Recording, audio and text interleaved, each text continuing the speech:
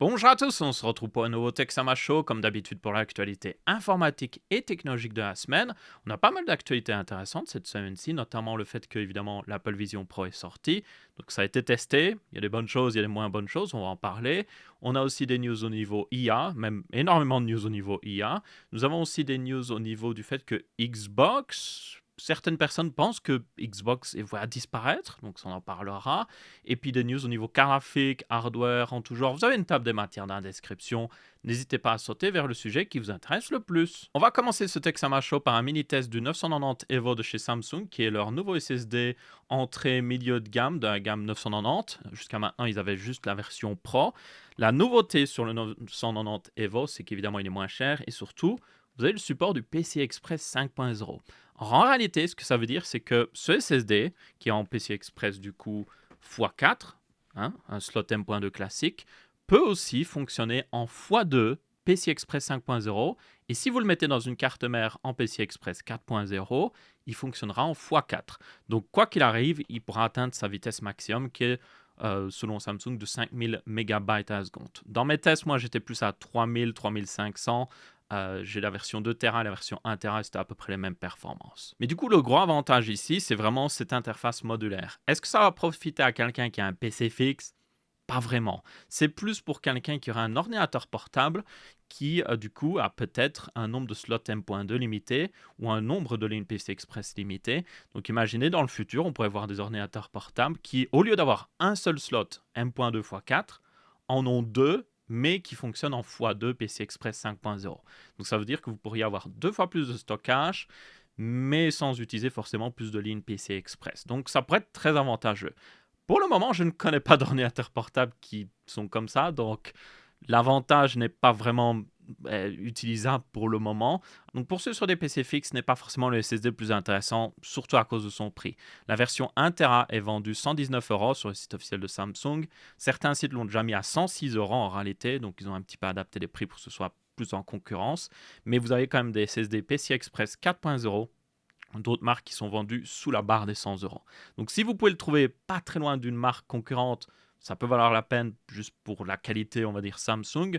Surtout que ici, ça utilise pour information, puces mémoire TLC au lieu de QLC. C'est très important. Le QLC permet d'avoir plus de stockage, mais vous avez beaucoup plus de problèmes de dégradation de performance, surtout quand vous faites des tests à répétition. Et aussi, la durée de vie sera moins importante parce que vous stockez plus sur une même puce mémoire. Donc la dégradation est accélérée. Donc ici, c'est quand même des bonnes puces mémoire en TLC. Le problème aussi de Samsung, c'est que le 990 Pro est vendu 129 €. Il a baissé de prix parce que il a eu des problèmes récemment qui ont été fixés, mais du coup, il a gardé une certaine mauvaise impression dans l'esprit des gens. Donc, ils ont dû baisser le prix et là, il est à 129 €. Donc, moi, je prendrais cette version-là. Oui, c'est en PCI Express 4.0, mais vous pouvez monter jusqu'à 7400 MB à la seconde. Donc, c'est un SSD bien plus performant et qui vaudra beaucoup plus la peine pour beaucoup de gens. Personnellement, j'ai même acheté un 990 Pro en promotion pendant les Black Friday. Non, c'était pendant les soldes de début d'année, il me semble. Non, pendant le Black Friday. Et je l'ai eu pour 200 € le modèle 4 Tera. Donc, yep, sans la TVA, parce que entreprise. Mais juste pour dire, le 990 Pro, selon moi, est juste un meilleur achat à l'heure actuelle. Ou si vous voulez vraiment économiser, prenez une marque concurrente qui sera en dessous de 100 €. J'ai pas d'exemple comme ça parce qu'il faut que je regarde encore, mais il y en a pas mal en dessous de 100 € franchement. La première news de la semaine, c'est évidemment le fait que Apple a sorti son Vision Pro aux États-Unis pour la modique somme de 3500 $. Ce casque de réalité mixte, donc que ce soit virtuel ou augmenté, est selon moi assez impressionnant. Il y a des trucs vraiment très bons et puis il y a des trucs qui sont moins bons, clairement. Ce qui est le plus impressionnant au final, c'est que Apple est sorti un petit peu de leur zone de confort pour faire quelque chose d'assez innovant en fait. La dernière fois qu'ils sont vraiment sortis de leur zone de confort pour faire quelque chose d'innovant, selon moi, c'était quand ils ont mis des puces ARM dans leur MacBook et juste abandonné totalement Intel. Ça, c'était vraiment quelque chose qui pouvait être risqué pour eux, mais qu'ils ont plutôt bien réussi, franchement. Mais depuis, pas vraiment de choses innovatives. On a plein de téléphones pliables qui sont sortis. Apple semble travailler dessus, mais on n'a rien vu pour le moment. Vraiment, ils attendent que quelqu'un le fasse bien et puis ils le font eux-mêmes. Ça, ce sera certainement le cas. S'ils font un jour un téléphone pliable, ce sera quand tout le monde arrivera à le faire correctement. Et puis ils sortiront en mode regardez, nous avons fait le meilleur téléphone pliable. Mais avec l'Apple Vision Pro, c'est différent. Il y a évidemment des casques VR, AR qui existent, mais le marché est encore au début, selon moi. Il y a encore beaucoup de choses à améliorer. Et Apple est du coup arrivé assez tôt au final, parce qu'il n'y a pas encore d'énormes marques qui ont fait des casques AR ou VR. Samsung n'en a pas fait. Évidemment, Microsoft n'en a pas vraiment fait. Il y en a un qui est sorti, mais c'était plus d'une utilisation professionnelle. C'est, il y a juste pour moi, ça reste un marché de niche. Et du coup, c'est étonnant qu'Apple sorte quelque chose alors que ce soit encore un marché de niche. Et du coup, ils en profitent aussi pour juste repousser les limites. Le plus impressionnant avec l'Apple Vision Pro, c'est vraiment les deux écrans que vous avez devant chaque œil. C'est des écrans 4K, hyper haute densité de pixels. Ils sont à plus de 3000 ppi pour information. Et apparemment, selon les testeurs, vous ne voyez pas les pixels. Et ça, c'est vraiment, selon moi, quelque chose de très impressionnant. Parce que jusqu'à maintenant, les casques de VR, AR, vous arrivez à voir les pixels, du coup, ça casse un petit peu l'immersion. Donc ça, par contre, c'est quelque chose qu'Apple a très bien géré. Après, il y a d'autres choses qui sont beaucoup moins gérées. Le casque est très lourd parce que c'est pas juste un casque, c'est un ordinateur sur votre tête. Et du coup, vous avez tout le poids d'un PC sur votre tête. Il y a aussi l'avant est en semi-verre, semi-plastique. En réalité, il y a des tests qui ont été faits qui montrent que c'est un petit peu comme les écrans de téléphone pliable où c'est un mélange de verre et de plastique. Donc, ça peut casser comme du verre, mais ça se griffe comme du plastique. Donc, tenez-en compte. Il y a une énorme plaque de verre devant, donc qui peut se griffer très facilement. Donc, vous avez ça qui est lourd, plus le châssis en aluminium, ça rajoute quand même un certain poids. Et toute la partie logique d'un PC, littéralement, sur votre tête. Donc ça, mais évidemment, ça n'aide pas, c'est assez lourd. Il y a beaucoup de gens qui disent que c'est pas confortable au bout de quelques heures. Donc, ils incluent dans la boîte, d'ailleurs, un truc qui vous permet de l'accrocher un peu plus au-dessus de votre tête aussi, pour répartir mieux le poids. Mais une chose est sûre, c'est clairement pas le meilleur aspect du casque. Il y a aussi évidemment tout l'aspect VR et AR. L'aspect AR semble être le plus montré par les gens, comme vous pouvez voir d'ailleurs sur cette démo ici d'Apple. C'est vraiment impressionnant. Vous pouvez mettre des écrans un peu partout autour de vous, travailler sur des tâches. Ça utilise une version modifiée apparemment d'iOS et d'iPadOS. Donc vous avez beaucoup d'applications qui viennent de là. Et évidemment beaucoup d'applications aussi qui ont été adaptées à ce format de réalité augmentée. Donc ça, c'est plutôt impressionnant, y compris par exemple le petit clavier que vous pouvez mettre devant vous pour taper. Maintenant, il y a des limites, évidemment. Vous pouvez mettre des écrans chez vous et tourner autour de ces écrans, mais évidemment, si vous vous rapprochez d'un écran, vous verrez que ça. Il faut faire un petit peu attention. Mais il y a évidemment une limitation du fait que vous ne pouvez pas utiliser dans un véhicule en mouvement. Donc un train, le métro, une voiture, là, les fenêtres vont toutes disparaître dès que vous êtes en mouvement et le casque va vous dire « Hey, tu ne peux pas être en mouvement ». Donc ça, c'est certainement, je suis sûr et certain que Apple pourrait faire fonctionner le casque dans une voiture en mouvement. La seule raison qu'ils ne l'ont pas fait, c'est que c'est trop dangereux. Il y a des gens qui conduiraient avec le casque. Non, c'est juste très, très, très dangereux. Et du coup, forcément, s'ils mettaient même un mode train qui permet de le faire fonctionner en train, il y a des gens qui l'utiliseraient en voiture, vous voyez. Donc, ils ont mis un mode que vous pouvez utiliser en avion, mais en avion, vous voyez pas vraiment l'extérieur tant que ça. Donc, tout est fixe dans un avion. Vous avez l'impression que vous êtes dans une pièce. Vous bougez très vite, mais vous êtes juste dans une pièce, en quelque sorte.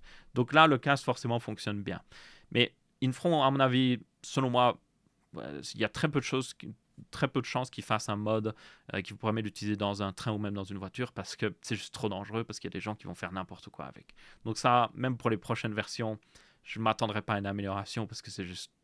Je vois déjà les news en ligne et tout ça qui disent « Wow, un mec s'est crashé avec sa voiture parce qu'il utilisait l'Apple Vision Pro. » Alors que c'est pas la faute d'Apple, c'est le mec qui a juste pris cette décision stupide, mais tout sera acheté sur Apple. Donc ça, je vois pourquoi ils ne l'ont pas permis. Mais à part ça, évidemment, vous pouvez l'utiliser vraiment pleinement en allant un peu partout. Un bon exemple, c'est une vidéo de Casey Neistat qui est très intéressante selon moi. Il s'amuse juste à se déplacer dans New York et l'utiliser. Donc évidemment, quand il marche, pas vraiment utilisable. Il devrait déplacer l'écran tout le temps, ça n'irait pas très bien. Mais dès que vous êtes dans un endroit un peu fixe, peut-être vous attendez pour avoir votre café dans votre café du coin, mais vous pouvez mettre un écran, regarder quelque chose. Si vous êtes sur un banc, vous pouvez regarder quelque chose. Donc, c'est là où vraiment ça brille, on va dire, ou plutôt c'est très intéressant. Pour moi, ça montre vraiment... Je vous invite vraiment à regarder cette vidéo parce qu'elle est assez intéressante.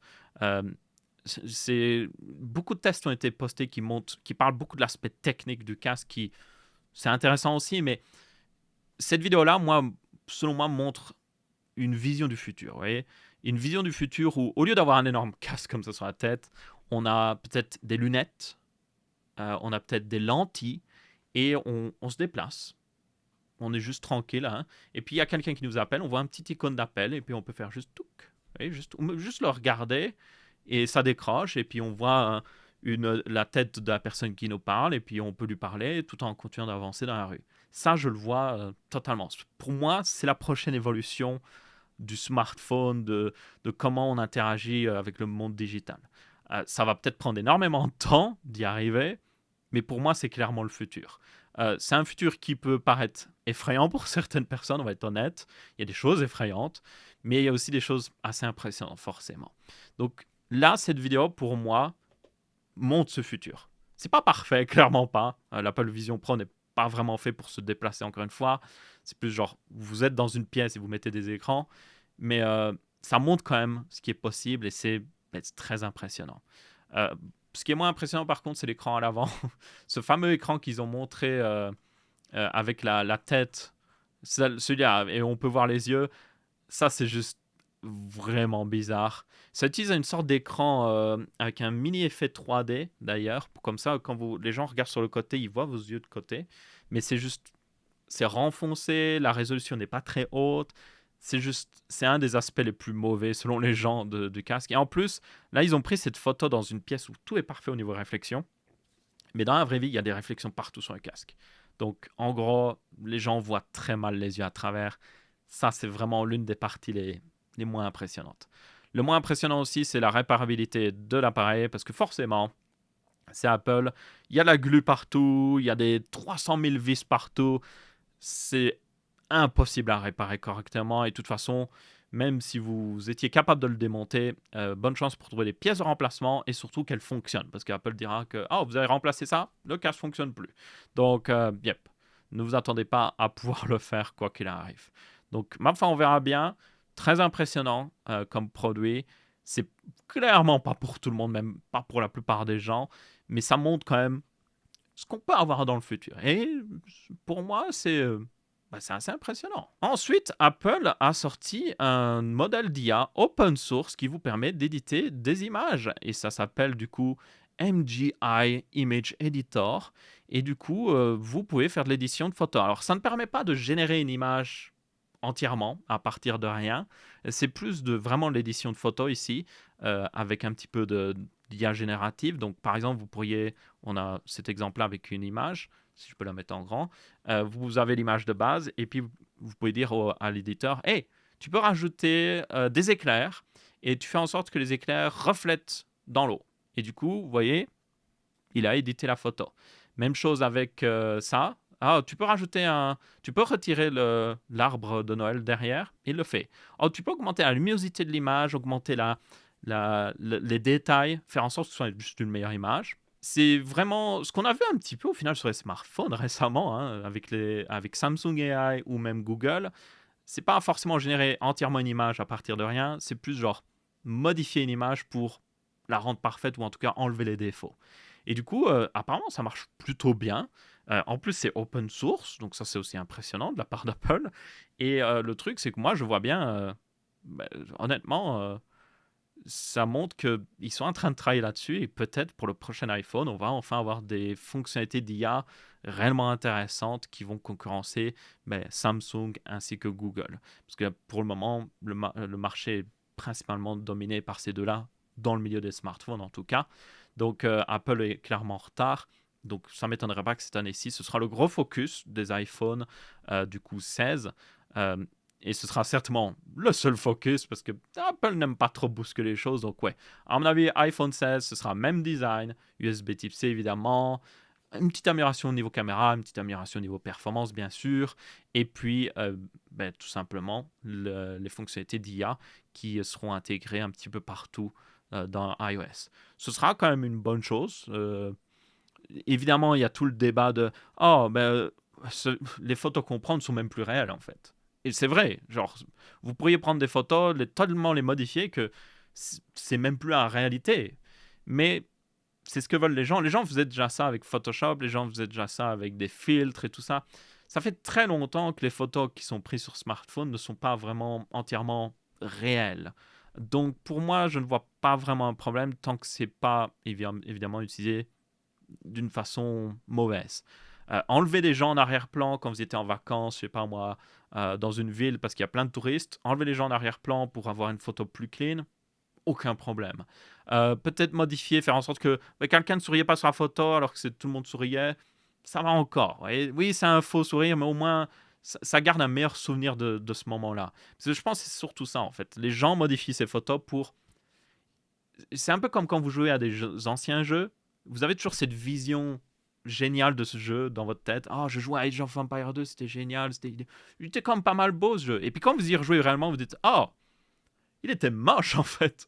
Mais c'est un peu la même chose. Les gens ne veulent pas garder ce mauvais souvenir sur leurs photos. Ils veulent garder les émotions aussi de ce moment-là. Ils ont été à, je sais pas moi, à Disneyland Paris. Ils sont beaucoup amusés. Et ils veulent que le selfie qu'ils ont pris là-bas représente ce souvenir au mieux en fait. Donc ils veulent que tout le monde sourie ou qu'il n'y ait pas des gens qui traînent en arrière-plan. Donc c'est comme ça que je le vois. Pour la plupart des gens en tout cas. Après évidemment, il y a des gens qui vont l'utiliser d'une façon pas forcément recommandable.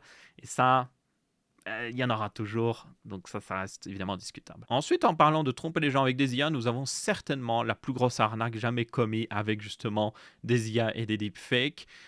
C'est une entreprise à Hong Kong qui a été du coup arnaquée pour 25 millions de dollars, ce qui est énorme. Et comment ils ont fait, vous allez me dire? Eh bien, tout simplement, ils ont contacté un employé en lui disant « Hey, il y a un virement à faire, viens sur cet appel vidéo, on va t'en parler. » Il vient sur l'appel vidéo, il voit le chef du département des finances, il voit d'autres employés à côté, donc il se dit oh, c'est totalement legit, tout le monde est là, on me parle, on me dit de faire ça. Donc il fait le virement, et sauf que personne n'était réel sur cet appel. La seule personne qui était réelle, c'était lui. Toutes les autres personnes étaient juste des deepfakes. Et donc, il a fait un virement pour plus de 25 millions de dollars à une entreprise frauduleuse. Et cet argent, on ne sait pas s'ils arriveront à le récupérer, mais en tout cas, c'est la plus grosse arnaque jamais commise avec justement des deepfakes, selon moi. Euh, et ça montre à quel point, oui, ça devient. C'est impressionnant, mais évidemment extrêmement effrayant. Parce que vous pourriez vous dire, oh, avec ça, tout le monde peut se faire avoir, en fait. Et les deepfakes deviennent tellement bons maintenant. Et puis aussi, vous avez le problème de la qualité vidéo sur les appels vidéo comme ça n'est jamais parfaite. Donc ça permettrait de cacher les imperfections des deepfakes aussi. Euh, Vous savez, la qualité, un mauvais éclairage, une qualité de vidéo pas géniale, un micro où il y a beaucoup d'écho et tout ça permettrait de vraiment cacher les défauts des deepfakes et beaucoup de gens pourraient se faire vraiment avoir. Donc là, moi je dirais franchement, avec notamment ce qui est arrivé ici, euh, si vous êtes en entreprise, oui, vous devez clairement rajouter des sécurités derrière, en fait. Vous devez rajouter des vérifications qui ne reposent pas juste sur le fait que vous avez vu la personne dans un appel vidéo ou vous l'avez entendu au téléphone. Parce que maintenant, c'est juste pas assez pour confirmer que c'était vraiment cette personne-là. Mais quoi qu'il arrive, oui, très impressionnant, mais très effrayant à la fois. Ensuite, nous avons une news qui concerne Google, qui, je vous rappelle, Google a Bard, qui est leur concurrent à ChatGPT. Bon, Bard, c'est pas le meilleur nom, honnêtement, hein, quand vous dites, oh, je fais mon devoir avec ChatGPT, ça va. Si tu dis, j'ai fait mon devoir avec Bard, les gens te regardent, Bard? C'est vraiment un nom qui est ridicule. Enfin bref, ils ont Bard, ils ont aussi Duet, qui sont des fonctionnalités par IA qu'ils ont dans Google Work ou je sais plus quoi, Workspace. Et du coup, ils ont décidé de tout simplement virer ces deux noms et juste utiliser le nouveau nom qu'ils ont utilisé pour leur dernier modèle d'IA, qui est Gemini. On en avait parlé récemment. Ou Gemini, si vous le dites en pur français. Donc oui, maintenant, tous les produits IA de Google s'appelleront normalement Gemini, ce qui est pas plus mal, parce que Gemini, ça va, c'est un nom plutôt raisonnable, je trouve, c'est un nom sympathique, c'est facile à retenir, Gemini, ou Gemini si vous le dites en français, et puis c'est évidemment beaucoup moins ridicule que Bard, parce que Bard c'était vraiment le pire nom possible.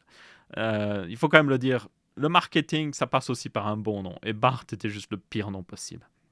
Dans tous les cas, maintenant ce sera Gemini, les produits vont être nommés. Ils ont aussi introduit du coup Gemini Ultra, si je me souviens bien, qui est une version encore plus avancée de leur modèle d'IA qui fonctionne par texte principalement, donc basiquement leur concurrent ChatGPT. Donc il faudra voir ce que ça donnera, mais une chose est sûre, la course à l'IA est encore pleinement active et moi je suis intéressé de voir ce qui va arriver, même si je sens aussi qu'il va y avoir, comme on l'a vu avant, des mauvaises choses qui vont arriver. Ensuite, nous avons une news qui concerne Xbox. La semaine prochaine, on devra avoir une présentation qui parle du futur de la marque, qui sera présentée par, pour information, Phil Spencer, le big boss de chez Xbox. Et du coup, cette présentation a plusieurs rumeurs qui aussi a amené des gens à dire que Xbox va peut-être mourir. La première rumeur, c'est le fait que Microsoft pourrait annoncer le fait que certaines exclusivités Xbox arriveront sur PlayStation 5 ainsi que sur Nintendo Switch. Ces deux exclus, c'est Indiana Jones ainsi que Starfield. Donc déjà, les gens sont là en mode waouh, pourquoi amener des exclus Xbox sur des plateformes concurrentes? Et puis la deuxième rumeur aussi qui arrive, c'est le fait que Xbox, ou plutôt le Game Pass, pourrait s'appeler juste Game Pass. Jusqu'à maintenant, c'est le Xbox Game Pass. Eh bien, ça pourrait juste s'appeler Game Pass. Comme ça, ils pourraient le sortir sur PlayStation 5 ou même sur d'autres consoles ou autre chose. Donc, basiquement, commencer à sacrifier la marque Xbox en quelque sorte. C'est comme ça que certaines personnes le voient. Pour moi, c'est assez logique en réalité qu'ils fassent ça. Microsoft a fait tellement de rachats ces derniers temps qu'ils dominent de plus en plus le marché du gaming. Et donc, peut-être qu'ils sont en train de viser tout simplement une nouvelle stratégie. C'est plutôt que d'avoir leur console et leur exclus sur leur console, ce qui permet de faire des ventes, parce qu'il y a des gens qui vont oh, je veux cet exclu, donc je vais acheter une Xbox parce que c'est seulement sur Xbox. Oui, ça fait des ventes, mais ils se disent, mais peut-être qu'au final, la meilleure stratégie, c'est sortir sur toutes les consoles. Comme ça, on vend beaucoup plus. Peut-être qu'on vend moins de consoles, mais on vend tellement plus de jeux que ça compense derrière et on a un marché beaucoup plus important. Donc, à mon avis, c'est simplement la stratégie qu'ils visent. Surtout qu'ils ont évidemment tout ce qui est le marché PC et ils avaient déjà sorti des exclus sur PC. Et à mon avis, l'expérience sur PC leur a montré que, oh, même en ayant une version PC, ben, on a toujours des ventes d'Xbox qui sont raisonnables. Après, évidemment, le public PC est différent du public console et forcément aussi des gens qui achèteraient une PlayStation 5 seraient plus tentés de peut-être acheter une Xbox et y compris les gens sur Xbox seraient plus tentés d'acheter une PlayStation 5 parce que ça se remplace un petit peu l'un l'autre. Vous voyez, ça se met en dessous d'une TV, vous pouvez l'utiliser. Alors que ils seraient moins tentés d'utiliser un PC de la même manière. Bref, dans tous les cas, je pense que c'est ça leur stratégie, c'est pourquoi restreindre à juste notre console. Oui, ça fait un peu plus de ventes dans notre console, alors qu'on peut juste vendre partout et se faire plus d'argent. Clairement, ils sont en train de viser du dématérialisé. Ils veulent être moins dépendants de choses physiques, une console physique, et profiter plus d'un marché libre. Donc, vendre le Game Pass partout, ainsi que sur PlayStation 5. Avoir des services qui louent, qui vendent aux gens, des jeux qui vendent en ligne aux gens, et du coup, être moins dépendant de ces éléments physiques, comme je le dis. Et pour moi, c'est clairement la stratégie de Microsoft. On le voit avec le Game Pass notamment, et avec le streaming sur le Game Pass aussi de jeux vidéo. J'ai pu le tester récemment dans une vidéo.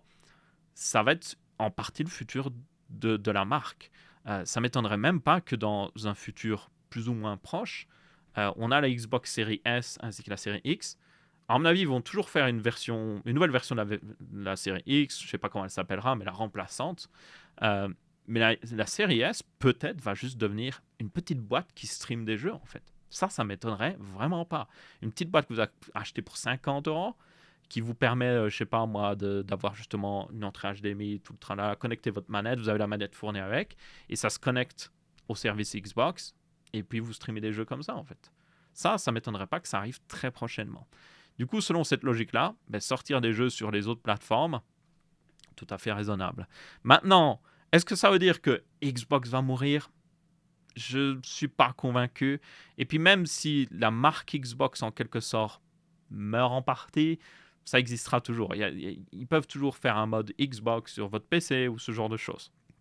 Et puis, même s'ils décident de totalement même arrêter la marque Xbox, ce sera toujours Microsoft et ils feront toujours des jeux vidéo derrière. Donc, ouais, c'est pas parce qu'il y a écrit Xbox que c'est meilleur.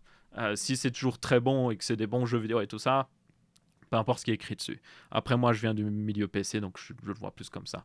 Il y a vraiment une guerre, selon moi, stupide sur les consoles où vraiment les gens sur console sont limite énervés. Et ça s'est vu avec cette news-là. Il y a des gens qui sont limite déçus, énervés que Microsoft fasse ça. Alors que ça profite à tout le monde. Pourquoi je devrais acheter une console en particulier pour jouer à un certain jeu alors que ça pourrait juste être disponible partout? Un marché ouvert profite à nous. le fait qu'il y ait des exclusivités profite seulement à ces marques-là. Ça profite seulement à Xbox, ça profite seulement à PlayStation ou à Nintendo. Ça ne profite pas à vous. Ça ne vous donne aucun avantage que vous pouvez seulement jouer à Zelda sur Nintendo Switch. Il n'y a aucun avantage pour vous. Si vous pouviez jouer sur PC, sur Xbox ou PlayStation 5, ce serait un avantage pour vous, parce que peut-être vous n'avez pas encore de Switch et vous pourriez jouer plus facilement sans devoir acheter une Switch. Donc oui, pour le consommateur, c'est une bonne chose. Donc moi, je le vois comme ça. Pour le consommateur, ça va aider, c'est une très bonne chose. Et peu importe si, oui, la marque Xbox meurt au fil du temps, si on a toujours des bons jeux vidéo qui sortent partout, ben, c'est ce qui est le plus important selon moi. Ensuite, on a une petite news rapide sur le fait que la Chine est en train d'avancer justement sur leurs microprocesseurs gravés chez eux, parce qu'évidemment, nous avons une dominance, on peut le dire, de TSMC à l'heure actuelle, ainsi que d'autres marques comme Samsung aussi fait de la gravure eux-mêmes, ou même Intel. Donc la Chine n'a pas assez de capacité de production de microprocesseurs, et surtout des microprocesseurs avancés. Et apparemment, ils sont en train de travailler, donc l'entreprise SMIC, qui n'a rien à voir avec le SMIC en France, évidemment. On va plutôt l'appeler SMIC, comme ça au moins ça ne ressemble pas. Est en train de travailler sur leur processus de 5 nanomètres pour les smartphones de chez Huawei. Parce qu'évidemment, Huawei, je vous rappelle, a été banni d'utiliser des technologies américaines. Donc, basiquement, ça les empêche d'utiliser les derniers Snapdragon et tout ça. Du coup, il faut quand même remettre en contexte tout ça. Je vous avais parlé récemment dans un précédent Texama Show que justement Huawei avait fait un nouveau Kirin 9000S qui était un processeur pour information gravé en 7 nanomètres par cette entreprise chinoise, SMIC, SMIC si vous préférez. Et ça a été testé depuis. Et ce qui a été découvert, c'est que c'est pas le meilleur processeur. Même si c'est peut-être du 7 nanomètres, et ça reste très discutable ce que c'est du 7 nanomètres, parce que ça, c'est un truc que je vous ai déjà dit par le passé. Le 7 nanomètres de TSMC a moins de transistors au millimètre carré que le 10 nanomètres de Intel. Donc techniquement, si Intel arrive à mettre plus de transistors sur un millimètre carré, ils ont un processus de gravure plus fin, on est d'accord. Donc, qu'est-ce que ça veut dire 7 nanomètres ? Pas grand-chose. Souvent, les 7 nanomètres, 10 nanomètres et tout ça, c'est arbitraire en fait. C'est une unité, ils mesurent en fait selon leur... peut-être une marque va dire, 7 nanomètres, c'est la distance entre deux transistors. Et peut-être qu'une autre marque va dire, oui, c'est la distance entre le centre de deux transistors. Vous voyez, ça peut être, vous pouvez l'interpréter comme vous voulez. Et donc, il n'y a pas vraiment... Tout le monde ne s'est pas mis d'accord sur, OK, 1 nanomètre, quand on grave des processeurs, ça veut dire exactement ça. Et donc, vous avez cette situation où, oui, le 10 nanomètres d'Intel, au final, a plus de densité de transistors que le 7 nanomètres de TSMC. Donc, en réalité, Intel est moins en retard que les gens le pensent, même s'ils ont clairement du rattrapage à faire. Mais oui, ils sont moins en retard qu'on ne le pense. Et du coup, ici, ça ne veut rien dire, 7 nanomètres, 5 nanomètres. On ne sait pas trop comment ils mesurent ce 5 nanomètres ou ce 7 nanomètres. Ce qu'on peut mesurer, toutefois, c'est l'efficacité énergétique, les performances.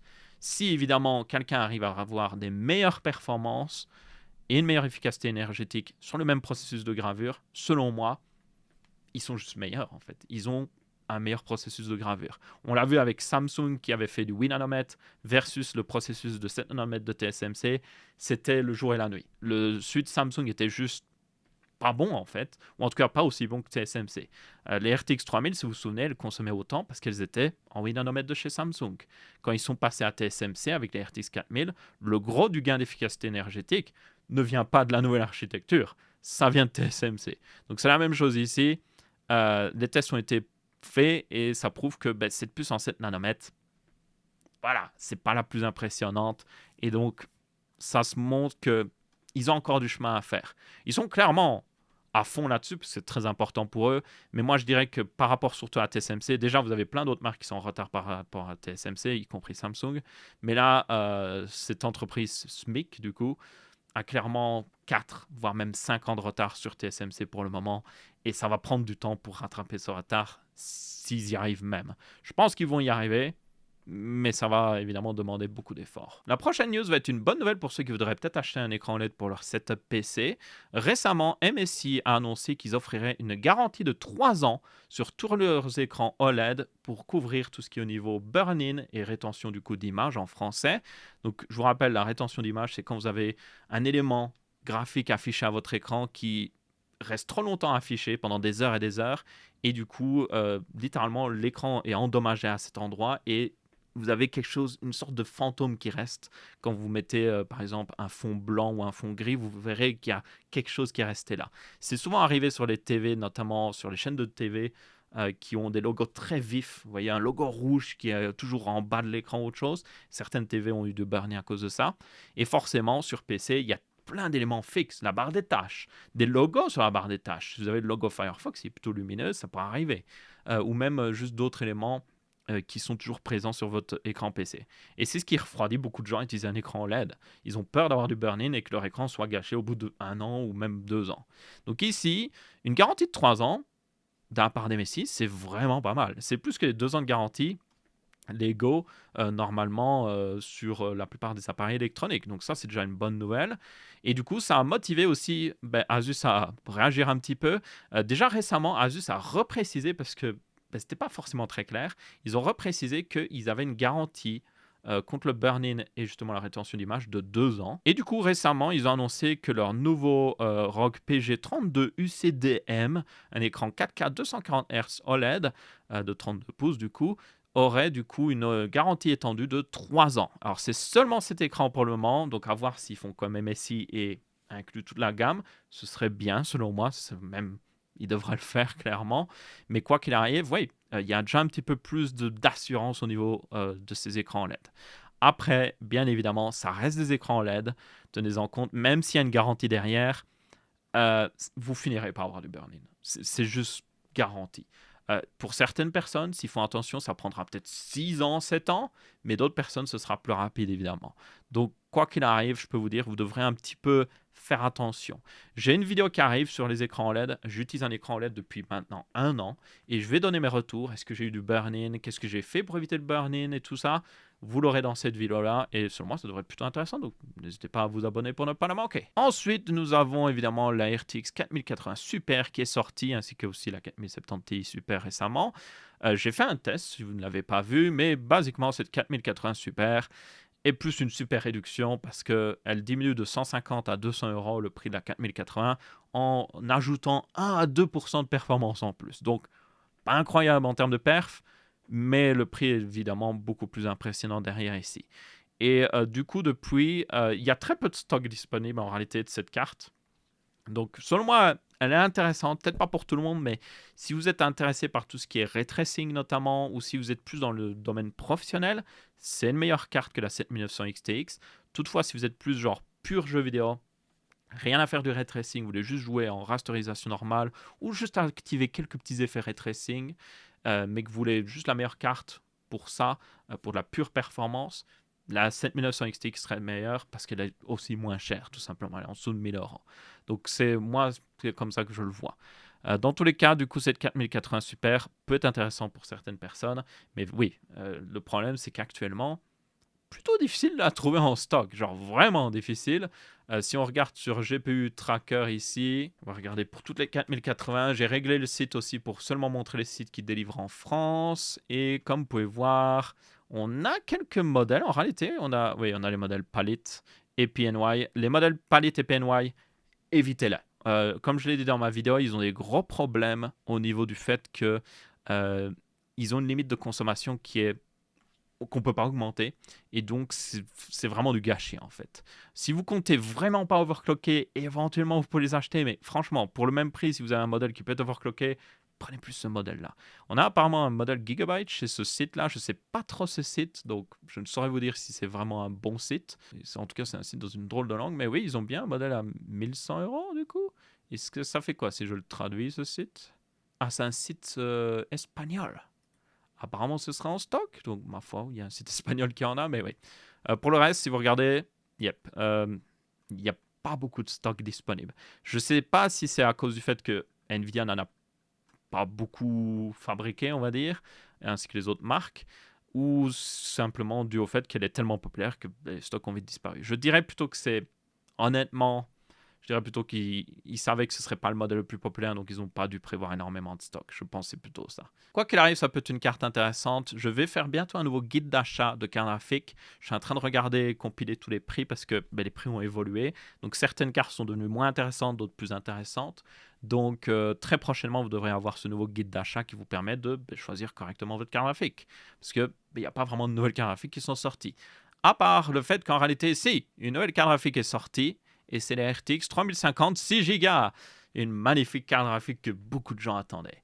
Pas du tout, parce qu'on savait que ça allait être pas forcément la meilleure. Parce que forcément, de 8 Go à 6 Go, c'est pas juste la RAM qui change, hein, c'est Nvidia, ils aiment bien faire différents modèles avec des RAM différentes et qui ont des specs totalement différentes. Et c'est le cas de cette 3050. Pour information, elle a moins de code d'accord, elle a un bus mémoire plus bas, donc de 128 bits qui passe à 96 bits ici, c'est comme ça qu'ils sont à 6 Go du coup. Elle a beaucoup de réductions en fait. Et il y a des tests qui ont été faits, il n'y en a pas beaucoup pour le moment, il faut encore attendre, elle vient juste de sortir. Mais dans les tests, oui, elle est de 10 à 20% moins performante qu'une 3050. Et la 3050 était déjà pas très impressionnante, donc vous devez bien vous en douter, ça n'améliore pas les choses.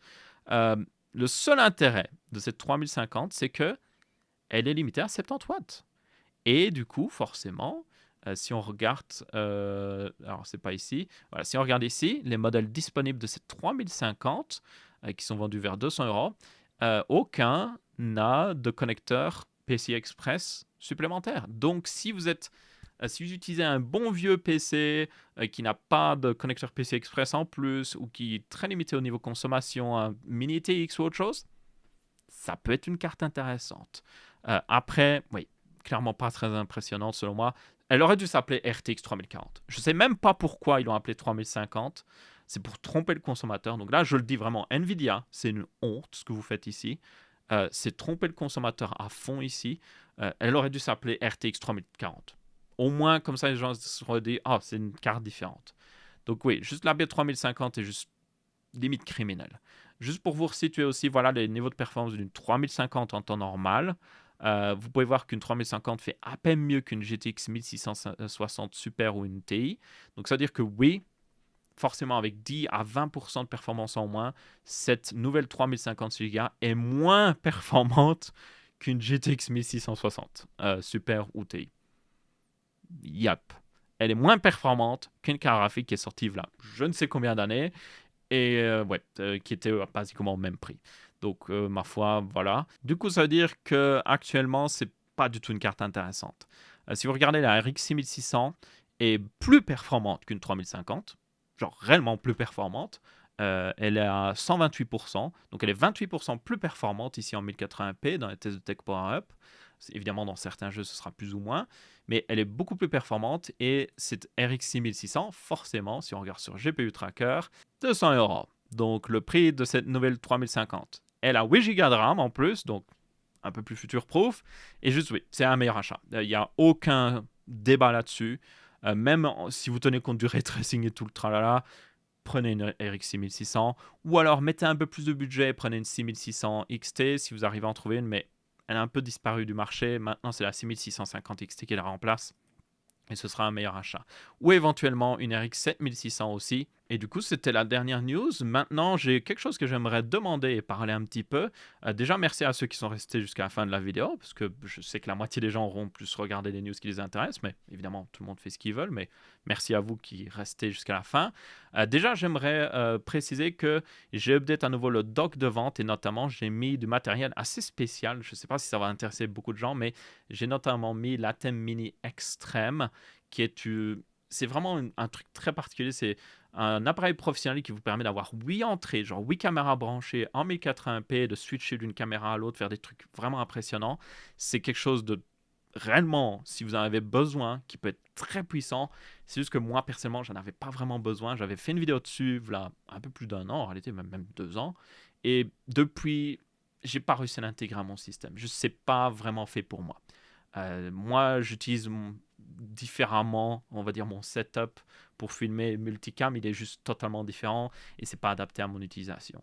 Donc, si vous êtes intéressé, je le mets en vote dans le doc de vente avec évidemment une réduction par rapport à la version neuve, même si elle est basiquement pratiquement neuve, donc ma foi, ça peut être intéressant pour vous si vous avez une utilisation. Et je vais mettre aussi les 2 caméras de chez, encore une fois, du coup, Blackmagic, parce que le truc, c'est que elles ne s'adaptent pas à mon utilisation. Moi, j'utilise beaucoup des caméras Sony, du coup, Et l'avantage des caméras Sony, pour moi, en tout cas, c'est qu'elles ont l'autofocus. Et du coup, cet autofocus, c'est juste hyper important. Quand je mets une caméra comme ça devant moi, là par exemple, si je me rapproche, si je m'éloigne, le focus est gardé sur moi. Avec la Blackmagic, c'est plus une caméra que vous devriez opérer manuellement. Vous avez un autofocus qui existe, mais ça marche qu'une fois. Vous pouvez autofocus. Et si vous voulez, c'est pas continu. Vous devez à chaque fois appuyer pour le refaire. Donc, c'est très bien pour quelqu'un qui reste derrière la caméra, parce que c'est une très bonne caméra pour le prix. Que ce soit la 4K du coup Pocket que je vais vendre ici, ainsi que la 6K Pocket, qui n'est pas vraiment Pocket en réalité, mais bon, c'est son nom. Hein. Euh, c'est vraiment des caméras très bonnes pour les gens qui sont derrière la caméra.